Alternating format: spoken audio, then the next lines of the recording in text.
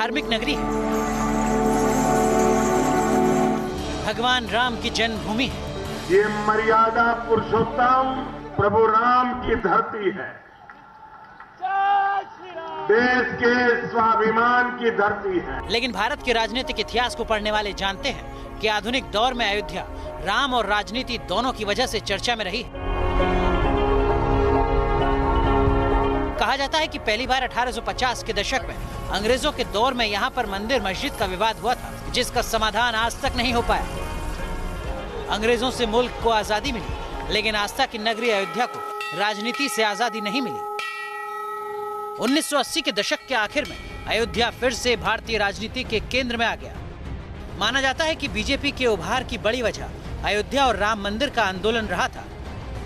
1990 के दशक से अयोध्या भारतीय राजनीति का वो पन्ना बन गया जिसे हर राजनीतिक पार्टी अपने हितों और जरूरतों के हिसाब से पलटती और पढ़ती आई है। 1992 के बाद शायद ही कोई आम चुनाव रहा होगा जिसमें राम मंदिर मुद्दा न रहा हो।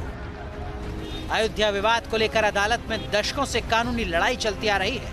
इलाहाबाद से लेकर दिल्ली तक, हाई कोर्ट से लेकर सुप्रीम कोर्ट तक अयोध्या का मुकदमा चलता आ रहा है। तारीख पर तारीख मिली है, लेकिन नहीं मिला तो राम का मंदिर, नहीं मिला तो अयोध्या मुद्दे का सर्वमान्य समाधान। लेकिन इसे लेकर राजनीति की रोटियां सेकने का सिलसिला बदस्तूर जारी है। बहरहाल राम मंदिर को लेकर चल रही राजनीति के बीच अयोध्या एक बार फिर चुनाव की दहलीज पर खड़ी है। 6 मई को अयोध्या में वोट डाले जाएंगे। अयोध्या में राम मंदिर के अलावा और क्या मुद्दे हैं? आज तक ये नगरी विकास के पैमानों पर खुद को कहां पाती है? ये सब कुछ समझने के लिए न्यूज नेशन की टीम फैजाबाद लोकसभा क्षेत्र में पहुंची, जिसमें अयोध्या नगरी भी आती है। सूबे की राजधानी लखनऊ से अयोध्या की दूरी बमुश्किल 150 किलोमीटर है, 2 से 3 घंटे का सफर। लेकिन विकास के मोर्चे पर अयोध्या सालों पीछे है। न उद्योग धंधा है, न ही रोजगार का कोई बड़ा जरिया। धार्मिक पर्यटन के मोर्चे पर भी कृष्ण नगरी मथुरा या फिर काशी के मुकाबले अयोध्या काफी पीछे नजर आती है। मानो राम जन्मभूमि विवाद के चलते अयोध्या का विकास दशकों पीछे छूट गया है। त्रेता युग में भगवान राम की राजधानी अयोध्या कलयुग में विकास के रास्ते पर बहुत आगे नहीं बढ़ पाई है, लेकिन राजनीति की धुरी जरूर बनी हुई है। अयोध्या में राजनेता अक्सर आते रहे। सीएम बनने के बाद योगी आदित्यनाथ कई बार अयोध्या आ चुके हैं। दिवाली के मौके पर अयोध्या में सरयू किनारे भव्य आयोजन किया गया था। लाखों दियों से अयोध्या रोशन हो उठी थी। उसके बाद भी बीजेपी ने लगातार अयोध्या को अपने राजनीतिक एजेंडे में शामिल रखा। अयोध्या के सामने एक बार फिर अपना सांसद चुनने का मौका है, तो वो किसको चुनेगी? सबसे पहले अयोध्या के विकल्प समझ लीजिए। बीजेपी की तरफ से फैजाबाद में मौजूदा सांसद लल्लू सिंह फिर से चुनावी मैदान में है। कांग्रेस के उम्मीदवार निर्मल खत्री हैं। महागठबंधन की तरफ से यहां समाजवादी पार्टी के टिकट पर आनंद सेन चुनावी मैदान में है। अयोध्या बीजेपी के लिए सिर्फ एक चुनाव क्षेत्र नहीं, उससे बढ़कर ये हिंदुत्व का एक प्रतीक है, जिससे जोड़कर बीजेपी खुद को देखती और दिखाती रही है। इस हिसाब से बीजेपी यहां से जीतने की हर मुमकिन कोशिश में लगी है। हालांकि ये अलग बात है कि फैजाबाद ने लगभग हर पार्टी को मौका दिया है। जब मंदिर के लिए बीजेपी रथ यात्रा निकाल रही थी तो 1989 के लोकसभा चुनाव में यहाँ से सीपीएम के मित्रसेन यादव जीते थे। उसके बाद 1991 और 96 में राम मंदिर आंदोलन में सक्रिय रहे विनय कटियार यहाँ से सांसद बने। 1998 में विनय कटियार चुनाव हार गए और मित्रसेन यादव समाजवादी पार्टी के टिकट पर चुनाव जीत गए।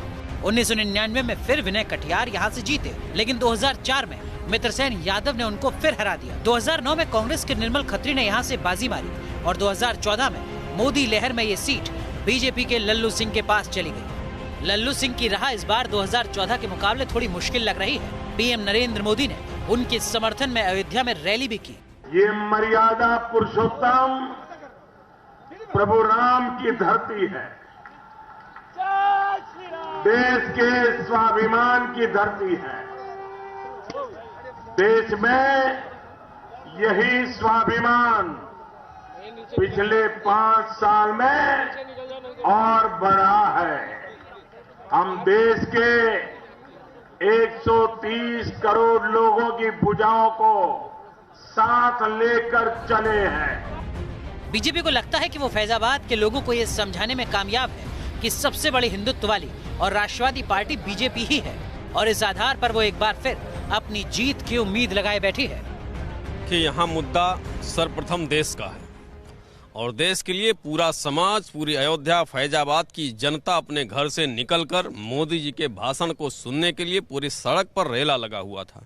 इससे आप अंदाजा लगा सकते हैं कि पिछली बार 2014 से भी बड़ी लहर मोदी जी के नाम पर, और देश के लिए हम सभी जाति के, सभी समुदाय, सभी धर्म के लोग एक हैं। तो सिर्फ मोदी जी के चेहरे पर या अयोध्या, राम जन्मभूमि, ये भी कहीं मुद्दा बचे हैं अब? राम जन्मभूमि हो, भगवान राम हो या राम राज हो, सबसे पहले हमने राम राज लाने की बात की थी और राम राज आया। गरीबों, करोड़ों गरीबों को छत देने का काम माननीय मोदी जी ने किया। लेकिन फैजाबाद के लोग क्या चाहते हैं? यहाँ के युवा के मन में विकास ज्यादा बड़ा मुद्दा है या फिर राम मंदिर? 2019 के लोकसभा चुनाव में पहली बार वोट डालने वाले मतदाताओं की संख्या तकरीबन 9 करोड़ के आसपास है, जो कई राज्यों की कुल आबादी से कहीं ज्यादा है। लिहाजा फर्स्ट टाइम वोटर के जहन में किस तरीके के मुद्दे हो सकते हैं फैजाबाद में, अयोध्या में, ये समझने के लिए हम इस वक्त मौजूद हैं अवध विश्वविद्यालय में और यहाँ के स्टूडेंट से थोड़ा समझने की कोशिश करते हैं एक वोटर के तौर पर किस तरीके के मुद्दे आपकी प्राथमिकता? देखिए, एक वोटर के तौर पे मेरे लिए सबसे आधारभूत चीज़ें ये हैं कि पहली बात तो गुणवत्ता युक्त शिक्षा हो, दूसरी बात स्वास्थ्य की, यहाँ पे बेहतर अस्पताल हों, और तीसरी बात रोजगार सृजन हो। ये मुद्दे, बेसिक मुद्दों पे मैं वोट करूंगा। सबसे पहला रहता है कि आप बेरोजगारी को खत्म करिए, उसके बाद आप वुमेन एम्पावरमेंट के लिए आप कुछ सोचिए। जब तक महिलाओं का विकास नहीं होगा, आपका देश का विकास नहीं हो सकता है। जहाँ तक कि भाजपा सरकार ने उज्ज्वला योजना का प्रोग्राम शुरू किया था, उसमें काफ़ी हद तक उन्हें सफलता मिली है, क्योंकि गाँव का स्तर इतना नीचे हो गया था, उसको उठाने की उनको कोशिश की गई है। प्रियंका गांधी, उनकी बस सक्रियता उनकी इतनी ज़्यादा नहीं है, क्योंकि अमेठी के लोग ज़्यादातर उनको सपोर्ट उनको मिल सकता है। और कांग्रेस का जैसे देखा जाए इस वक्त तो मोदी सरकार के लिए ज़्यादा, हर सर्वे में भी पाया गया है कि मोदी सरकार इस वक्त जो कार्य कर रही है उससे जनता काफ़ी खुश नज़र आ रही है। सपा और बसपा का जो महागठबंधन हुआ है, इसका असर देखने को मिलता है, लेकिन चूंकि बसपा की छवि जो है वो अभी उत्तर प्रदेश में बहुत ज़्यादा खराब हो चुकी है, और कहीं ना कहीं सपा उससे गठबंधन किया, बसपा से जो गठबंधन उन्होंने किया उससे उनको नुकसान होगा। इसका कोई खास असर नहीं होगा, क्योंकि एक तो मोदी लहर चल रही है, ऊपर से भाजपा ने काफी काम भी किया है।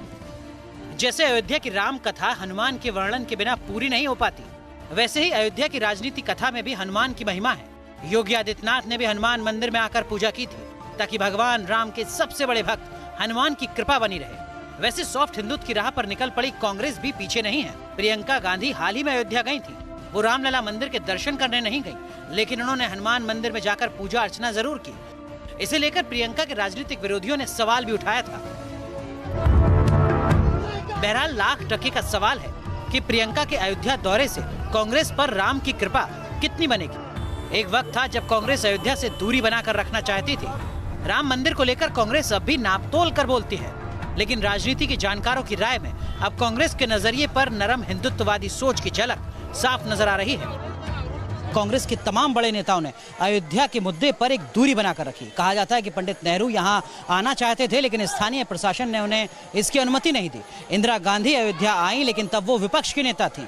राजीव गांधी भी अयोध्या आए तो, लेकिन किसी मंदिर के दर्शन नहीं किए। ये अलग बात है कि बीते कुछ वक्त में राहुल गांधी और प्रियंका गांधी दोनों ने अयोध्या आकर हनुमान गढ़ी के दर्शन किए। हालांकि राम मंदिर के निर्माण के मुद्दे पर राहुल और प्रियंका दोनों ही भावना और आस्था के मुकाबले संविधान और अदालत का हवाला देते रहे। फैजाबाद सीट से कांग्रेस ने निर्मल खत्री को उम्मीदवार बनाया है। निर्मल खत्री 2009 में यहां से सांसद रह चुके हैं। ऐसे में कांग्रेस कार्यकर्ताओं को भरोसा है कि एक बार फिर वो ये सीट निकालने में कामयाब होंगे। फैजाबाद हमेशा विकास के मुद्दे पर हम लोग चुनाव लड़े हैं। कांग्रेस पार्टी पुनः विकास के मुद्दे पर लड़ रही है। माननीय निर्मल खत्री जी ने अपने कार्यकाल में जो बड़े बड़े काम कराए थे फैजाबाद अयोध्या के विकास के लिए, उसके सामने 5 साल में भारतीय जनता पार्टी ने कुछ नहीं कराया। भारतीय जनता पार्टी जब भी चुनाव आता है वो राष्ट्रवाद की बात करती है, जंग की बात करती है, इससे पहले विकास की बात नहीं करती। और देश जो हमारा बनेगा, हमारा जो यूथ चलेगा, हमारा किसान और हमारा मजदूर तबका, वो विकास के नाम पे चलता है, वो सिर्फ कांग्रेस पार्टी को पसंद करता है। अमन पसंद पार्टी है, देश की अखंडता को बनाने वाली पार्टी है, देश की एकता को बनाए रखने वाली पार्टी है। बीजेपी और कांग्रेस को चुनौती महागठबंधन से भी है, और ये चुनौती पुराने आंकड़े देखने पर और बड़ी हो जाती है। 2014 के लोकसभा चुनाव में बीजेपी के लल्लू सिंह को 4,91,000 वोट मिले थे। दूसरे नंबर पर रहे समाजवादी पार्टी के मित्रसेन यादव को 2,08,000 वोट मिले थे। बीएसपी के जितेंद्र सिंह को 1,40,000 वोट मिले थे, जबकि कांग्रेस के निर्मल खत्री को 1,30,000 वोट मिले थे। अब बीएसपी और एसपी मिलकर चुनाव लड़ रहे हैं। इस लिहाज से अगर दोनों के पिछले चुनाव में मिले वोटों को भी जोड़ दिया जाए तो भी बीजेपी के वोट उनसे ज्यादा हैं। हालांकि महागठबंधन को बदली परिस्थितियों में अपनी जीत का भरोसा है। 2014 में वास्तव में मोदी लहर थी। अभी हम उनका भाषण सुन रहे थे तो लोकल वालों से फीडबैक ले लेना चाहिए था। कहे कि जनकपुर से बस चलाए थे, हम चल रही, हमने झंडी दिखाया था और एक बार आई और एक बार गई। तो प्रधानमंत्री जी को कम से कम झूठ बोलने से लोकल वालों को तो बचा लेना चाहिए था। और उस लहर में आवाज के चुनाव में अंतर है। जहां गांव में किसान परेशान है, उसकी फसल का बुरा हाल है। 1750 MRP इन्होंने धान की घोषित किया था और बिका किसान का 1100 में उधार व्यापारी ले गया। लेकिन यहाँ मुकाबला आपका बीजेपी से है या कांग्रेस से भी है? नहीं, बीजेपी से है, कांग्रेस से कोई मुकाबला नहीं है। निर्मल खत्री मैदान में नहीं है? नहीं, इस स्तर पे नहीं है, वो तीसरे पे रहेंगे। प्रियंका गांधी की उत्तर प्रदेश में सक्रियता का कुछ असर कांग्रेस को? सक्रियता का असर तो कांग्रेस को मिलेगा, लेकिन सीटें नहीं मिलेंगी। हर पार्टी जीत का दावा कर रही है। हालांकि विजय और पराजय तय करना जनता का काम है। लेकिन इन दावों के बीच सवाल ये भी है कि क्या राम मंदिर का मुद्दा अयोध्या में असरदार होगा, और अगर हाँ तो किस हद तक? 2019 में घोषणा पत्र में 15वें नंबर पर पहुंच गया है राम मंदिर का जिक्र। देखिए, राम मंदिर का विषय जो है वह जन जन में विराजमान है। मैं समझता हूं कि जो लोग हैं आज सत्ता के अंदर, उनके भी हृदय में है राम मंदिर। रही बात 15वें नंबर पर पहुंचती है या 49वें नंबर पर पहुंच जाता है, लेकिन राम मंदिर का विषय जो है वह इस घोषणा पत्र में सम्मिलित है और आने वाले दिनों में जरूर इसका मार्ग वो प्रशस्त कर ले जाएंगे, ऐसा हम सबको विश्वास है। राजनीतिक दलों के अपने एजेंडे हैं, उनके अपने सियासी नफा नुकसान है, लेकिन अयोध्या की आम जनता के मुद्दे क्या है, उनकी समस्याएं क्या हैं? इस बार अयोध्या किसे चुनेगी? राजनीतिक दलों के अपने एजेंडे हैं, उनके अपने सियासी नफा नुकसान है, लेकिन अयोध्या की आम जनता के मुद्दे क्या हैं, उनकी समस्याएं क्या हैं? इस बार अयोध्या किसे चुनेगी? भाई, अयोध्या जिले की जनता करेगी इंसाफ कि कौन होगा सांसद, और जो अत्याचार या जानवर मुद्दा या अन्य मुद्दाओं से हमारी अयोध्या की जनता भयभीत है, परेशान है, वो 2019 के चुनाव में मुंहतोड़ जवाब देने का काम करेगी। जैसे विकास तो हुआ है, किसी के पास कोई बात रखने का कोई मतलब नहीं है। देखिए क्या है, ना तो इनके पास महंगाई मुद्दा रह गया है और ना तो बिजली का मुद्दा रह गया है। कोई भी मुद्दा नहीं है इनके पास जिस पे ये बात कर सकें। रह गई गठबंधन वाली बात। गठबंधन से इनका कोई फायदा नहीं होने वाला है। इससे ज्यादा सीट ये अकेले रह के ही जीत जाते। ये तो कह रहे हैं कि बहुत विकास हुआ अयोध्या का, आप कहाँ घेरेंगे? सवाल ही नहीं बचता। एक भी ये विकास बता दें, एक मेडिकल कॉलेज अगर आ गया हो उनकी सरकार में, एक विद्यालय यहाँ पे आ गया हो, एक रोडवेज आ गया हो, आप बताएं ना, ये साथ में खड़े हैं तो बताएं क्या विकास किया है। फैजाबाद का नाम बदलकर अयोध्या किया जा चुका है। नाम बदलने के बाद अयोध्या में ये पहला चुनाव है। अब 6 मई को यहाँ के वोटर तय करेंगे कि वो नाम के आधार पर वोट करेंगे या काम की बिना पर। वीडियो जर्नलिस्ट सुभाष सिंह के साथ अनुराग दीक्षित, न्यूज नेशन, अयोध्या।